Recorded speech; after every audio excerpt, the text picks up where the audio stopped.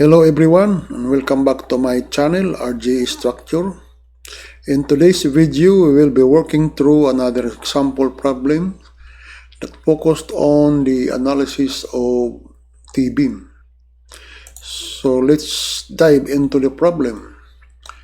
This example problem 03, design of T-beam for the floor system shown in the figure below, for which the width of the weave and the depth are given, and we are given also the dead load moment, which is 80 kPa, and the live load moment, which is 100 kPa. The strength of the concrete is 4000 psi. The strength of the steel tension reinforcement is 60,000 psi, and the span of the beam is 20 feet. So as you can see here in our figure below, we have the equal distance of beam, equal spacing, which is 10 feet on center. The clear distance is 9 feet, clear distance of the beam. The width of the beam is given as 12 inches, and the flange thickness is 4 inches, and the depth to the centroid of the tension reinforcement is given as 18 inches. So now we'll proceed to the solution of this problem. First of all, we need to check the effective flange width of our T-beam. So the width should be less than or equal to 16 flange depth plus the width of the weave, which is 16 times 4 plus 12 is equal to 76 inches. The second criteria, as per the ACI code requirements, is the average clear distance to adjacent weave plus width of the weave.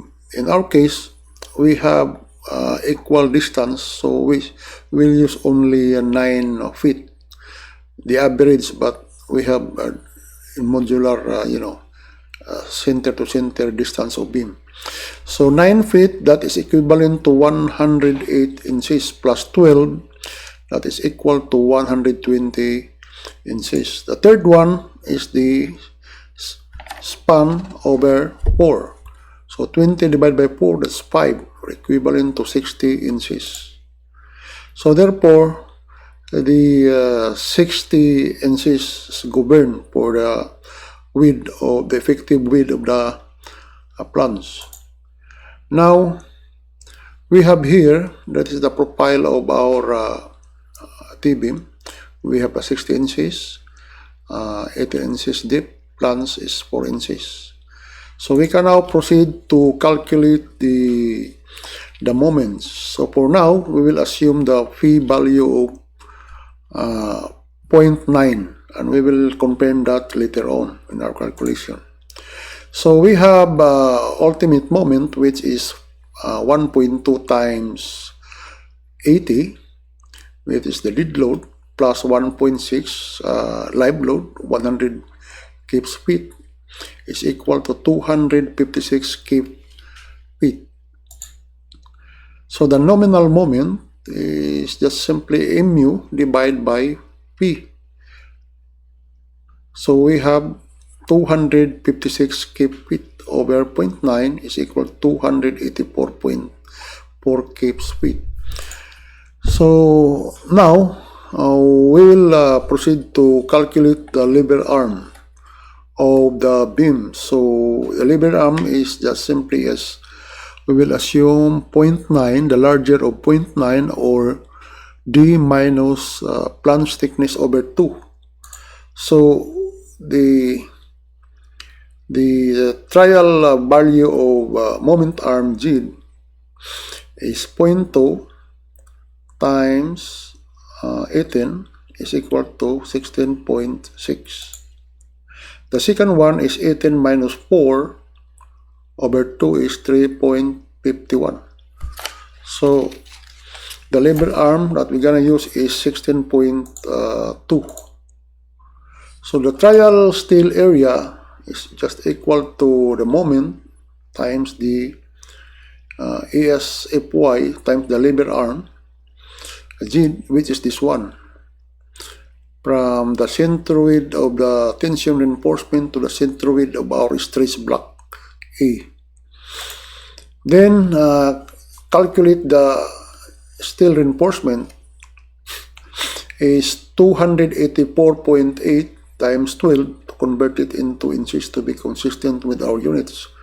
Divide by 60 KSI times 16.2, our trial moment arm, this one here, is equal to 3.51. Then we can now calculate the value of A, the stress block depth, and the Z values based using the trial area of 3.51. So the equation is just simply C is equal to T, which is ESFY times 0.85 A prime sub C times the area of the concrete. We express this in area of the compression of the concrete, because we don't know yet the location of the compression concrete, whether it is in the flange or within the depth of the weave. So here, calculating the value of compression concrete here is 61.9. That is 0.85 times 4 KSI times the area of the compression is equal to 3.51 times 60 KSI. So area of concrete, compression of concrete is equal to 61.9, which is less than the area of the flange, 4 times 60. So that indicates that the neutral axis is within the flange in here, within the flange. So which means that we just calculate this as a regular rectangular beam procedure. So now we can calculate the value of A based on the compression area of concrete, the one that we have calculated. So 61.9 divided by 60, which is the width of the flange, is equal to 1.03 inches. Then we can now calculate the lever arm, the moment arm here. D minus A over 2 is equal to 18 minus 1.03 over 2, using this one, the value of A. So we have 17.48 inches. That is our lever arm. Now we have the lever arm. We can use that to calculate the ES, the revised Z value. So ES is equal to nominal moment over FYZ. So we have 284.4 times 12 divided by 60 times 1748, this one here, the revised one, the revised lever arm. So we have 3.25 square inch. So now we will compute the value of A and Z using the value of revised steel area.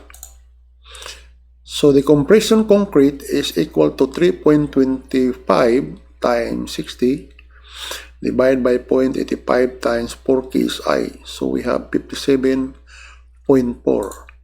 Then again, we will use this one to calculate the A, the stress block. The depth of our stress block is equal to 57.4 divided by 60.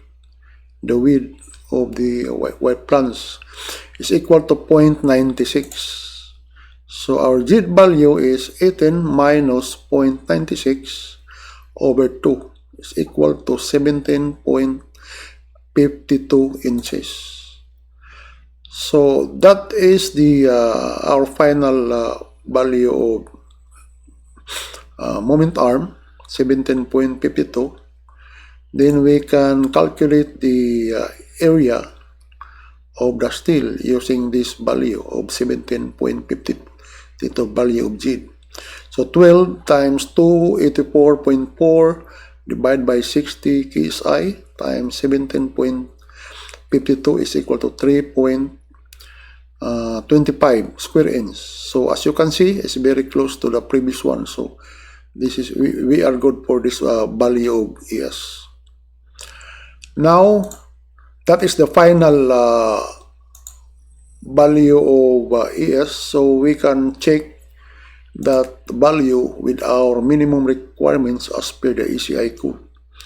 So the minimum requirements, we have 3 times the square root of FC prime times BD all over Fy is equal to 3 times the square root of 4,000 PSI over 60,000 times 12 times 18. So equal to 0.68 square inch. But this value should not be less than with the second requirements as per the ACI code, which is minimum is equal to 200 BD over Fy is equal to 200 times 12 times the depth 18 over 60,000 PSI, and that is equal to 0.72 square inch, which is less than to 3.25 square inch. So the minimum requirements of steel does not cover. So we can use this 3.25 as our final reinforcement. So since we already determined the area of steel 3.25, we can now proceed to calculate the value of C, the location of the neutral axis. Then the epsilon sub T, which is the tensile strength of the steel. We will determine this one just to confirm whether the assumed P value of 0.9 is correct or not. So proceeding to calculate the value of C, our formula is C is equal to A over beta 1. But take note guys, beta 1 is controlled by the value of our strength of concrete. If you remember, our concrete is if the concrete is less than or equal to 4 KSI, beta 1 is 0.85. So that's why our beta 1 here is 0.85. So 0.96 inches over beta 1.85, that would give us 1.13 inches. That is the location of our neutral axis C. So since we have already determined the value of C, we can now proceed to determine the tensile strength by ratio of proportion. So we have this equation, D minus C all over C times the compression strength of concrete, which is 0.003. So equal to 18 inches minus 1.13 all over 1.13 times 0.003, and that would give us 0.045. So if you can see here, this 0.045 is greater than 0.005, which means our reinforcement is yield, and our assumption of using P.9 is correct. So therefore, the final answer of reinforcement, the tension reinforcement, is 3.25 square inch. Alright, that concludes our solution to these problems of T-beams.